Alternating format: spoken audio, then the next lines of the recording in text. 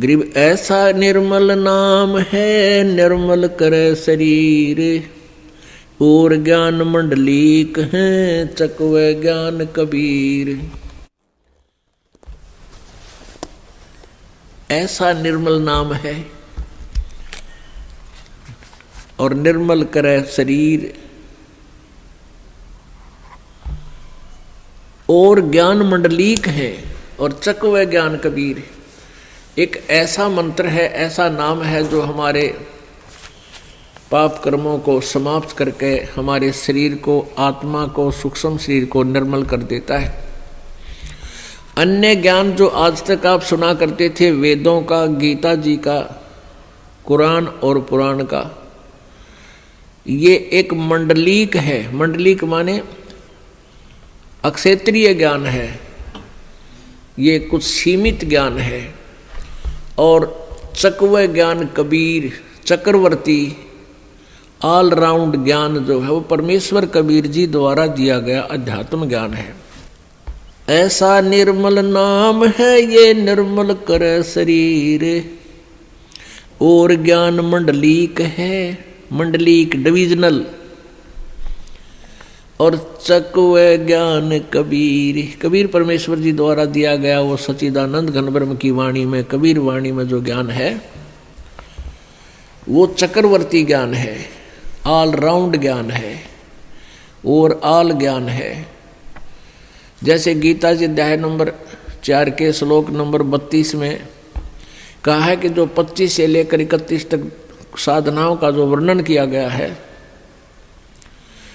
इससे भी और अन्य साधनाएं विशेष विस्तार के साथ सच्चिदानंद घन ब्रह्म की वाणी में, ब्रह्मणे मुखे सच्चिदानंद घन ब्रह्म की वाणी में विस्तार से कही गई है। और उनको तू कर्मों से यानी काम करते करते, हठ योग नहीं, अपनी क्रियाओं से करने से वो सफल होती हैं, संपन्न होती हैं, और फिर वो तो सभी कर्मों से मुक्त हो जाता है। उस ज्ञान को जो सच्चिदानंद घन ब्रह्म की वाणी में है, चौथे अध्याय के 34वें श्लोक में कहा कि उस ज्ञान को तू तत्वदर्शी संतों के पास जाकर समझ, उनसे सुन। इससे सिद्ध है कि गीता जी का ज्ञान भी डिविजनल है, मंडलीक है, ओवरऑल ज्ञान नहीं है, कंप्लीट नॉलेज नहीं है। इसी प्रकार यजुर्वेद अध्याय नंबर 40 के श्लोक नंबर 10 से लेकर 13 तक तत्वदर्शी संत से ही जानकारी प्राप्त करने के लिए कहा गया है कि वही कंप्लीट नॉलेज आपको बताएगा। इससे सीधा है कि वेदों का ज्ञान भी इनकम्प्लीट है, डिविजनल है, ये ऑल राउंड नहीं है।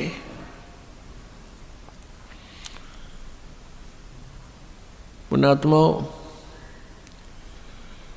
परमेश्वर कबीर वो पूर्ण परमात्मा है जिसके विषय में चारों वेद भी गुणगान करते हैं, उनकी लीलाओं का विस्तार से विवरण देते हैं। परमेश्वर जी ने 600 वर्ष पहले अपनी प्यारी आत्मा धर्मदास जी से कहा था कि वेद मेरा भेद है, पर मैं ना वेदन के माही, और जौन वेद से मैं मिलूं, ये वेद जानते नहीं, मैं इन चारों वेदों में नहीं हूँ, अर्थात मुझे पाने की विधि इन चारों वेदों में नहीं है। और जिस वेद से मैं मिलूं उस चक्रवर्ती ज्ञान से, वो वेद जानते नहीं। वेदों में भी लास्ट में ये लिख दिया जाता है, नेति नेति नेति। नेति का अर्थ है न इति न इति न इति। इति माने अंत, कि हमने जो वर्णन कर दिया उस परम पिता परमेश्वर का, वो इतना ही नहीं है, वो और भी है। उसके विषय में तत्वदर्शी संतों से ही पूछो, वो बताएंगे। तो यहाँ उसके विषय में बताया है कि ऐसा निर्मल नाम है, निर्मल करे शरीर, और ज्ञान मंडलीक है ये चकवे ज्ञान कबीर। जैसे अभी बताया, कोट गऊ जय दान दे, कोट जग जो नारे, और कोट गज कर दाने। गज माने हाथी। और कोटि अश्व विपरों दिए मिटे न खेचा ताण, यानी जो साधनाएं जो क्रियाएं आप जी कर रहे हो, इससे जन्म और मृत्यु का ये दीर्घ रोग नहीं समाप्त हो सकता।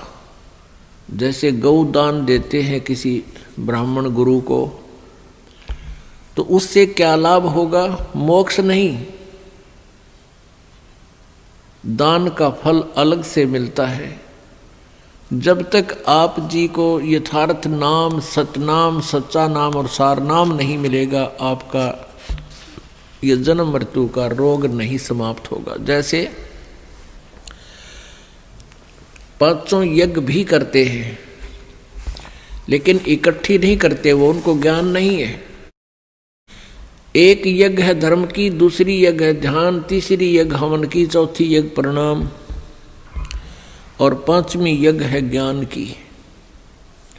इनमें से कोई तो धर्म यज्ञ करता है, जैसे किसी का लड़का हो गया गणेश दिन में और गांव जमा दिया, हो गया धर्म भंडारा। कोई केवल हवन यज्ञ ही करता है, स्वाहा स्वाहा, बस हो गया, होगी भक्ति। और कोई मेडिटेशन लगाता है सुबह शाम, परमात्मा कहते हैं झूठा ज्ञान। और ध्यान कहाँ लाओ? थारा ज्ञान न नकली है, फिर ध्यान क्या पर लगा रहे हो तुम? ये वाद विदा चतुराई, ये तो दुनिया को मूर्ख बना रहे हो तुम। और यदि ध्यान अभ्यास करते हैं हठ योग से, तो वो तप बन जाता है। तप से राज्य प्राप्त होता है। राज्य प्राप्त करके ये प्राणी निरे पाप इकट्ठे करता है। अगले जन्म में वो फिर 84 लाख योनियों में और नरक में दुख उठाता है। कहते हैं शास्त्रों में लिखा कि तपेश्वरी सो राजेश्वरी। तपेश्वर यानी जो घना तप करता है वो ज्यादा समय तक राज्य करता है। और तपेश्वरी सो राजेश्वरी, राजेश्वरी सो नरकेश्वरी। और जितना घना राज करेगा वो घने दिनों तक, ज्यादा दिनों तक नरक में ठोका जाएगा, उतना ही ज्यादा उसका नरक तैयार होगा। किन राजाओं का जो भगवान से डरने वाले नहीं, यथार्थ भक्ति नहीं करते। यदि भगवान से डरने वाला राजा हो और सत साधना करे और फिर वो अपने राजकाज में किसी को सतावा नहीं, दंड नाजायज दे नहीं, तो उस राजा पे भार नहीं बनता, क्योंकि वो भगवान से डरने वाला होता है, वो अन्याय अत्याचार नहीं कर सकता। तो क्या बताते हैं? तपेश्वरी सो राजेश्वरी। तपेश्वर माने जो घना तप करने वाला, सबसे मुखिया, उतना ही ज्यादा शासन करेगा, उतना ही ज्यादा उसको राज्य होगा। और जितना राजेश्वरी, जो घना राज करेगा, उतना ही नरकेश्वरी, वो नरक में जाएगा। प्रियव्रत नाम का एक व्यक्ति था, उसने बहुत वर्षों तक तप किया, हजारों वर्षों तक। सदग्रंथों में लिखा उसने 11 अरब वर्ष तक तप किया। और फिर 11 अरब वर्ष तक ही उसको राज्य मिला। आप इस चक्कर में ना पड़ियो कि भाई 11 अरब वर्ष तक कैसे जीव आदमी। ये परमात्मा का जो अध्यात्म ज्ञान है, ये जीव की पहुंच से बाहर है। आप ये सोच ले कि उसने काफी वर्षों तक राज किया, तप किया, फिर तप से उतने वर्षों तक राज किया, तो फिर उसको यम के दूत आए लेने के लिए, पार्षद आए लेने के लिए कहा कि प्रियव्रत चलो तेरा समय पूरा हो गया। अब वो राजा कहता है कि पार्षदों मुझे कुछ समय और जीने दो, कुछ समय और रहने दो, मुझे कुछ श्वास और ले लेने दो। देवदूतों ने कहा कि खबरदार, जब और एक भी सांस लिया तो तेरे लिए अलाउड नहीं रहा। उसी समय शरीर से खींच लिया, बाहर निकाल लिया और लेकर चल पड़े। धर्मराज के दरबार में जाकर धर्मराज ने पूछा कि भाई कुछ कमा के लाया कि खाली आया। वहां जाके प्रियव्रत को पता लग गया था कि मनुष्य जीवन जिस उद्देश्य से मिला था वो काम बनया को नहीं। कहने लगा जी खाली आया। और कहा मुझे कुछ समय और दे दो, मैं भक्ति करूँगा, बकवाद नहीं करूँगा। अब धर्मराज ने कहा भाई मैं तो सत का राज करूँ हूँ, जिसा जिसने किया उसा फल देता हूँ, मैं ना घटा सकूँ ना बढ़ा सकूँ, ना तो फिर दोबारा मनुष्य जीवन नहीं दे सकता। तने 11 अरब वर्ष तक तप कराया था, इतना इतना राज कर लिया। और ये जो भक्ति करनी थी इसमें कोई सांस भगवान के नाम पर तने लाया को नहीं। अब नरक में जा बेटा, ठोक दिया ठाके, वहाँ कोई ना सुनता। एक तपस्वी था, उसने एक शिला पर बैठकर, पत्थर पर बैठकर काफी वर्षों तक तप किया। तप करके जब वो वापस दरबार में आया तो न्यायाधीश ने पूछा, उस धर्मराज ने पूछा, धर्मराय ने पूछा कि भाई तपस्वी, अदल करूं कि फजल करूं? अदल मीन न्याय और फजल मीन रहम। तो तपस्वी ने कहा कि मैं न्याय चाहूंगा, कि मैंने तो तप कराया है डट के। कहने लगा न्याय करो। धर्मराज ने पूछा कि तूने जो तप किया था किस चीज के ऊपर बैठकर किया था? कि शिला पर। वो शिला तेरी है या मेरी? धर्मराज ने पूछा जिस शिला पर बैठकर तूने तप किया था वो तेरी है या मेरी? अब न्यू कह मेरी है तो लिया क्यों नहीं ठा के सिर पे? ने बोला ना आपकी है। अब मेरी शिला पर तूने बैठकर तप किया, अब बेटा उसका तू मुझे फल दे, उसका तू फल भोग। उसका प्रतिफल क्या? कि उस शिला को इतने ही वर्षों तक सिर पर रख ले, ये है मेरा न्याय। जैसा कर्म वैसा भरण, जैसा करेगा वैसा ही भरेगा। अब उसको सिर पर धर ले और जा सर्प की योनि धार, और इतने वर्षों तक सर्प बनकर उस शिला के नीचे रह, मेरा यो न्याय हो जाएगा, अदल हो गया तुझा। इतना कहते ही फेंक दिया ठाकर, सर्प बन गया और इतने वर्षों तक उस शिला के नीचे वो तपस्वी रहा। उसके बाद उसको तप का फल भी, राज भी दिया जाएगा और फिर वो नरक में ठोका जाएगा। तो क्या बताते हैं? कोटि कूप तीर्थ खने, कोट गऊ जो दान दे, कोटि यज्ञ जो नारे। और कोट कूप तीर्थ खने, या मिटे नहीं जम मारे। गगन मंडल में रहत है अविनाशी आप अलेख, जुगन जुगन सत्संग है वो दर दर खेल बेख। वो परमात्मा नाना प्रकार के रूप बनाकर पृथ्वी पर आते रहते हैं, वैसे वो सतलोक में ऊपर गगन मंडल में रहता है वो भगवान।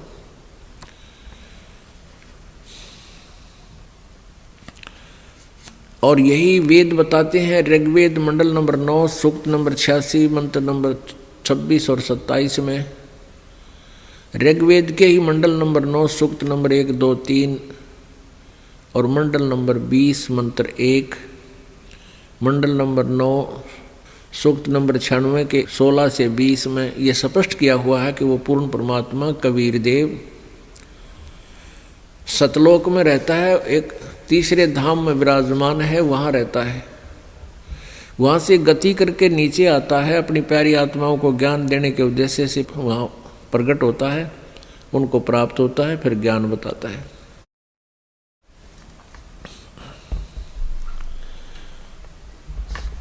और यही परमात्मा, यही गरीबदास जी ने आंखों देखा कबीर परमेश्वर का ज्ञान वर्णन किया है। गरीब गगन मंडल में रहत है अविनाशी आप अलेख, और जुगन जुगन सत्संग है वो धर धर खेल बेख। प्रत्येक युग में परमात्मा आते हैं और नाना प्रकार के रूप बनाकर वो अपनी प्यारी आत्माओं को मिलते हैं और यथार्थ ज्ञान बताते हैं। निज नाम बिना निपजै नहीं, जप तप कर है कोटे। 184 त्यार है के मुंड मुंडाया गोटे। ये कई प्रकार के ऋषि सिर भी मुंडवा लेते हैं, दाढ़ी मूछ भी खूब मुंडवा कर नौकती कोरा कचकोला कटवा लेते हैं। परमात्मा कहते हैं भक्ति बिना बात ना बने, इस ऊपर के दिखावे से आडंबर से कोई लाभ नहीं। निज नाम बिना निपजय नहीं, निपजना माने कोई भी फल प्राप्ति नहीं होगी।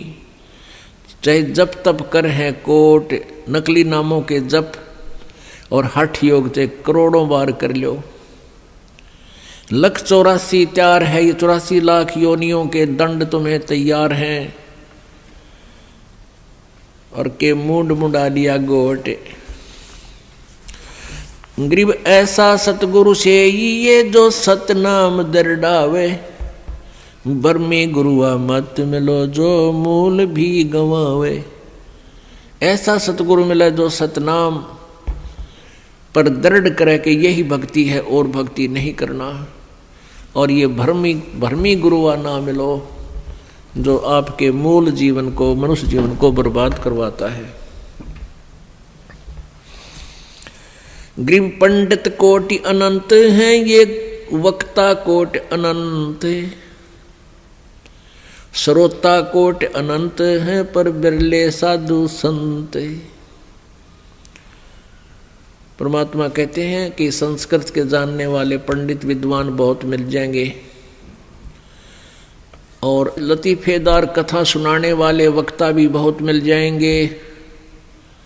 उनके पास श्रोताओं भी लाखों की संख्या में मिल जाएंगे, लेकिन बिरले साधु संत जो सत साधना करते हैं वो साधु कहलाते हैं। कहते हैं वो बहुत कम मिलेंगे, बिरला ही पाओगा कोई जिसको सत्य ज्ञान हो।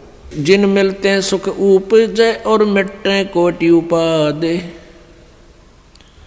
भवन चतुर्दश ढूंढियो वो परम स्नेही साधे। राम सरीखे साधु हैं, ये साध सरीखे राम।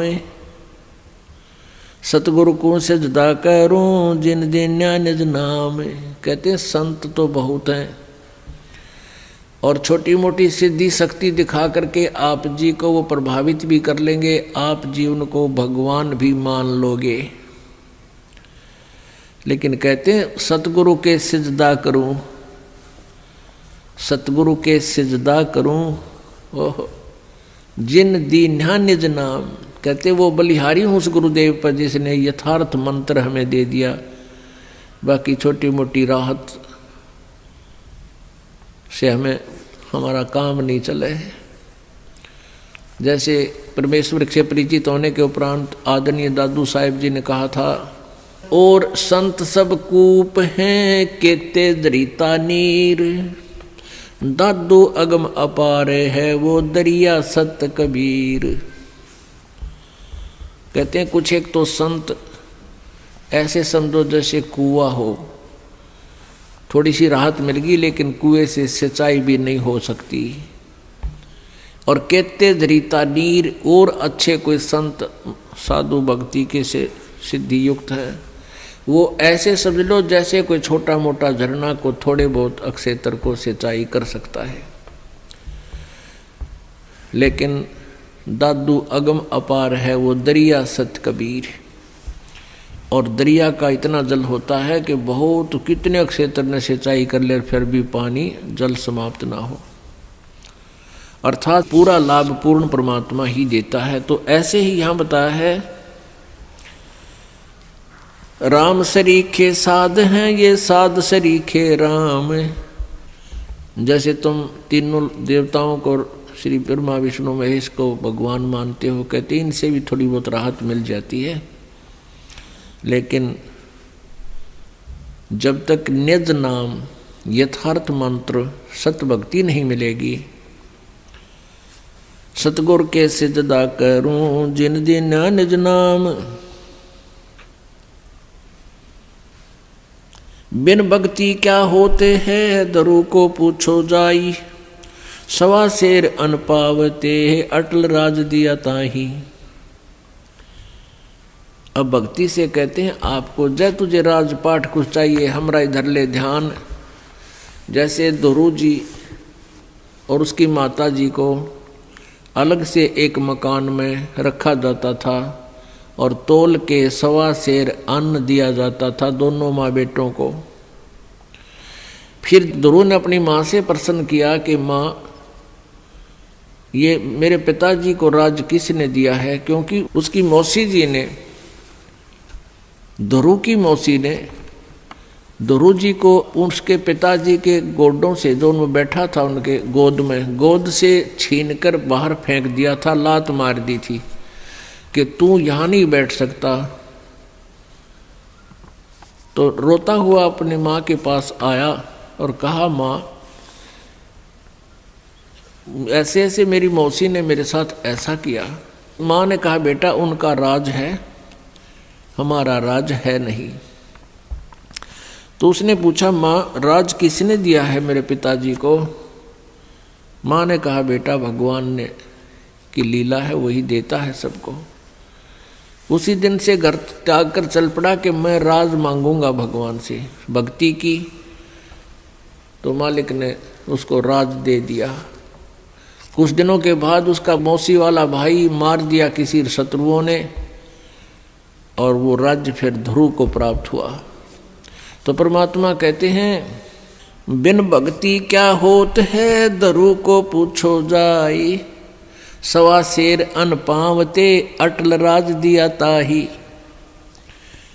भक्ति करने से अटल राज दे दिया, नहीं तो सवा शेर अन्न तोल कर मिला करता फिर ठाठ कर दिए। इस भक्ति के कारण कहते हैं मालिक ही सब कुछ दे सकता है, पूरी श्रद्धा के साथ साधना करो। लेकिन हमने अब ये ज्ञान हो गया कि हमने यो राज तो मांगना है कोनी, आग लगा इसे राज के जिसने फिर नरक में जाना हो। परमात्मा कहते हैं तीन लोक का राज जय जीव को कोई दे। लाख बधाई क्या करे जय नहीं सतनाम से ने। यदि जिसके पास सतनाम नहीं है चाहे उसको तीन लोक का भी राज मिले, कहते के बधाई गावा ही तो नरक की तैयारी कर ली। बिन भक्ति क्या होत है भावे काशी क्रोत ले। मिटे नहीं मन वासना बहुविध भरम संदेह। भक्ति बिना क्या होत है ये भरम रहा संसार। रति कंचन पाया नहीं रावण चलती भारे। ओह परमात्मा कहते हैं बंदी छोड़ कबीर जी, और उन्हीं से प्राप्त ज्ञान को गरीबदास जी बता रहे हैं कि भक्ति बिना क्या होता है यो भटक रहा संसार। और रति कंचन 1 ग्राम सोना भी नहीं प्राप्त हुआ, रावण चलती बार। सर्व सोने की लंका थी वह रावण से रणधीरम। एक पलक में राज बिराजी जम के पड़े जंजीरम। ओए होए, सारी सोने की लंका बना रखा था, महल सोने की, जैसे हम गारा की ईंट बनाते हैं ऐसे सोने की ईंटें बना बना कर उसने महल बना रखे थे। ओए होए, लेकिन सत भक्ति की नहीं। भक्ति तो की उसने, तमोगुण भगवान शिव की, लेकिन पूर्ण परमात्मा की परम अक्षर ब्रह्म की साधना नहीं की। उसके विषय में कह रहे हैं कि सत भक्ति बिना क्या होता है ये भरम रहा संसार। और रति कंचन, रति माने 100 ग्राम भी। रति कंचन, कंचन मीन सोना, श्रवण, गोल्ड। रति कंचन पाया नहीं रावण चलती बार। जाते समय 1 ग्राम भी सोना लेकर नहीं गया और फिर नरक में ठोका गया। गरीब धना भगत की धोन लगी, बीज दिया जिनदान ने। सूखा खेत हरा हुआ काकर बोई जाने। अपने आत्मा परमात्मा से जो अनहोनी होती हैं और हुई हैं, अब भी हो रही हैं, ये उन्हीं को होती हैं जो सत भक्ति करते हैं, परम संत की शरण में रहते हैं, और सच्ची लगन से साधना करते हैं। और पूर्ण परमात्मा कबीर देव ही सबकी, जैसी कोई भक्ति साधना कर रहा है उसकी लाज वही रखता है।